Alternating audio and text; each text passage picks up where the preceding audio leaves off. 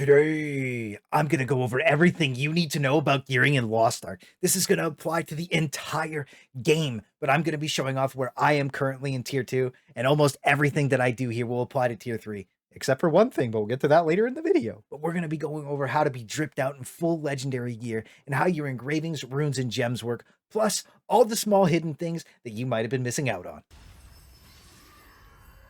The Zerker gang is always talking in Discord, helping each other glow up, so make sure you check that out. And I'd really appreciate if you subscribe so you can help me help you. My name's Claysthetics, and we're running right into it. First off, we're going to go clear the Abyss raids. I've been doing guides for all of Tier 1. Both of those are done, so if you need those, they're going to be linked in the description. But your main goal with them is to get tokens to craft the best armor in the game. It's going to help you progress faster, and it's genuinely just going to make you min-max out to the best that you can be. It has the same enhancement rate as the blue gear, so don't even sweat about it. We leave in Tier 2 right now, bro. That's what I'm saying. We're going right now. It's just that easy. Woo! But after you get it, you're going to feel so much stronger and feel like an absolute champion. So when you go do your first Abyssal raid, and we're going to use Gate of Paradise as the perfect example, you're going to feel so weak without it and so strong with it. The gear itself is just better because of the set bonuses, and you should craft whatever set is better for your character. Mind you, I crafted mute gear because it looks cooler, but as you can see, I'm already out of this tier, so it doesn't matter. But you're going to head over to this dude with these tokens, pop open your crafting menu, craft whatever you want. Doesn't matter. And you look and you're like, oh, I got a 95 quality sword. Not good enough. But then you refund the exact same amount, and you can just spam keep recrafting over and over again until you actually get, well, probably should have kept the 95 quality one, but this was just an example. But you can do this with all your gear and max out the quality as much as you want. Quality just genuinely makes your gear better. But do not salvage your enhanced gear. You will not get the tiers of enhancement back. Only when you're initially crafting and getting ready to transfer your old enhancements over to the new gear do you do this. And also, if you didn't know, just on the owning guide to upgrade your gear, you can transfer your gear over to the new stuff. And that's just in the gear transfer tab. But now we're going to talk about how to support this dank legendary gear and make your build stronger, starting with engravings. And this is the thing I get asked about the most. So you very simply just click here, you look, you can drag new bonuses in, whatever you want. I don't know why I would want Berserker's Technique. Obviously I don't, because it doesn't work with Mayhem. We've been testing. Anyways, obviously we want maxed out Mayhem.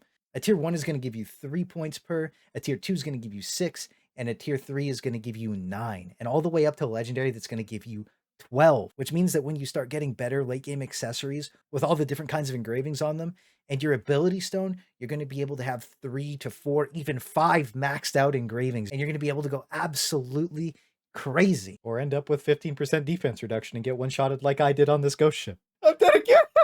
But the main point of this is use these 2 slots to round out your build perfectly for whatever you need. Because the big thing about accessories is they need to have the perfect stats for your character too. And I know I have a little bit of specialization, but sometimes you're given what you get. But the main idea is accessory with good stats, good engravings, keep. Accessory with bad stats, bad engravings, salvage. And anything with domination, endurance, or expertise is absolute garbage. Accessories are always going to be the best way to min-max your character so you don't look like a clown. So always keep the best stats and the best engravings on your accessories for your character, but prioritize the stats over anything else. Because the accessories you get out of Chaos Dungeons and Guardian raids aren't going to have class-specific engravings. However, the ones out of Abyss raids will usually have class-specific engravings, kind of like these. So when you're in tier 1 and 2, just do your best, get the best stats you can, and when you get to tier 3 for absolute endgame, that's where you're going to want to start min-maxing the most on these. But until tier 3, just look for the best stats. But finally, my favorite thing in the entire game for enhancing, this is even more fun to enhance than gear, ability stones.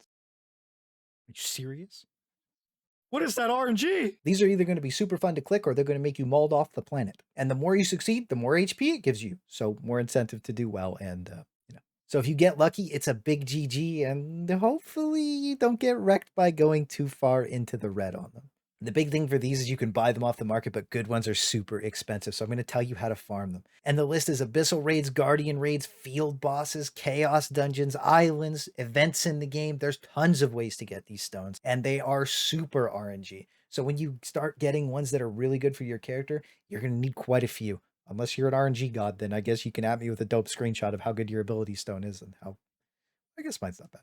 Now for gems, and this is an absolute mess because we won't be using any of the tier 2 gems that we get in tier 3 as they get completely replaced. But you always want top tier gems just to min-max your character. And just to show off the tier 2 ones that I have, you can see that it's quite a bit of just damage and cooldown reduction.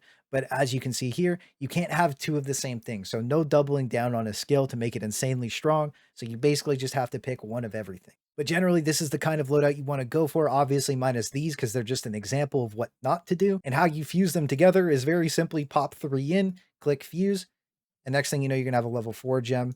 You do the same thing, and then you can fuse into a level 5 gem. That's basically how fusing works, like really quickly. And it doesn't matter what 3 gems you put together, it's always going to come out completely random. So just run it down mid on these gems. How you're going to re-roll them is you're going to head over to the gem expert and you're just going to click reforge.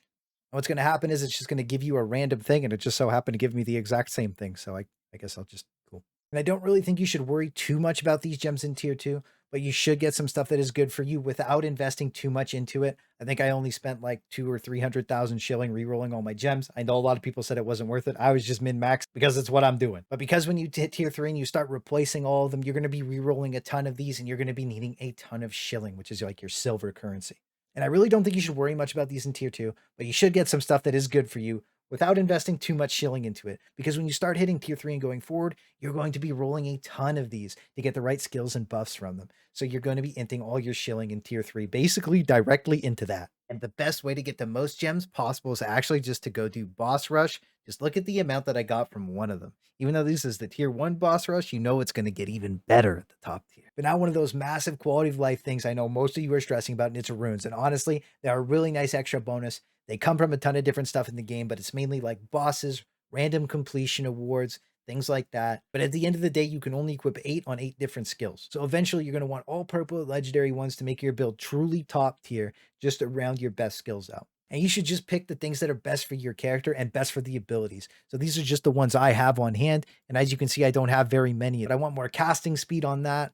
I want more stagger damage on that, attack speed, cast speed, cooldown reduction. All this stuff is really going to add up at the end of the day, and it's genuinely going to make you stronger. But it is something that's more focused towards pure late game, so pick them up when you can get them, but don't stress about them. If you get them off the bosses, you do. If you don't, you don't. I would say the gems are probably something more to worry about than runes until you're really deep into tier 3. Now for our cards, and this is actually one of the more important things on the list that you wouldn't expect. Cards are a massive bonus late game, especially once you start leveling them up, but the problem is they come from a ton of random shit in the game or rapport with NPCs.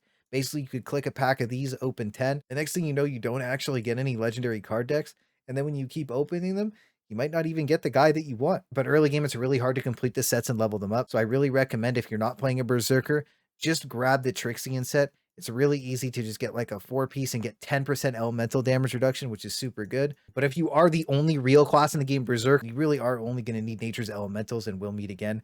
Mind you, it doesn't feel like it's working properly currently, and it probably isn't, but I'm going to keep rocking it because I'm preaching it anyways. Might as well stick to what we're saying. But to enhance these cards to make them better, you actually just need duplicate cards, which I currently don't have to actually upgrade one, so I can't show you. But when you do upgrade them, you will get this yellow token, and you need to upgrade it all the way, and you do it for the entire set. And that's what it means when this awakening thing is said, is when you have these leveled up with all the different tiers, then you can actually get it ranked all the way up. It's called Card Awakening, and I will be doing a super end game card thing for T3 stuff, but currently my cards just aren't good enough for me to showcase it correctly, so I'm really sorry about that. But like I said, if you're not the only good class in the game Berserker, just use the Trixian cards. If you are a Berserker, then, well, use these. Next up on the list is tripods on gear. And some of you may have noticed when you hover skills that this extra thing pops up, but I know most of you can't read, and that's perfectly okay. That's why I'm here. So now that you know when you get to tier 3 plus, the Chaos Dungeon gear is also going to drop with random tripod bonuses on them. And this is actually massive because you can transfer tripods over to your main gear, which will destroy the piece that you're transferring it from. Kind of like how when you transfer an enhancement to a piece of gear, it destroys that initial piece and moves it over. So that's basically the same thing. You can destroy the tripod piece and it's going to slam it into your main piece of gear. And I wish I could show you, but I just hit 1100 item level on this recording, so thanks.